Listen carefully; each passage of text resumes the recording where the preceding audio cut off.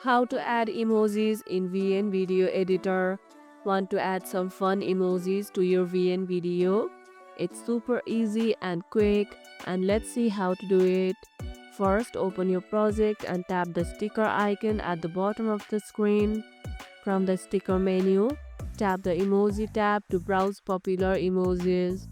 Tap the emoji you want and it will appear on your video timeline. You can drag it to position it anywhere on the screen and pin to resize or rotate. To adjust when the emoji appears, drag the edges of the emoji layer in the timeline. Use the timeline zoom feature to place your emojis exactly where you want them. Have a favorite emoji you always add on VN Video Editor? Share which one in the comments below. And that's how you can add emojis in VN Video Editor.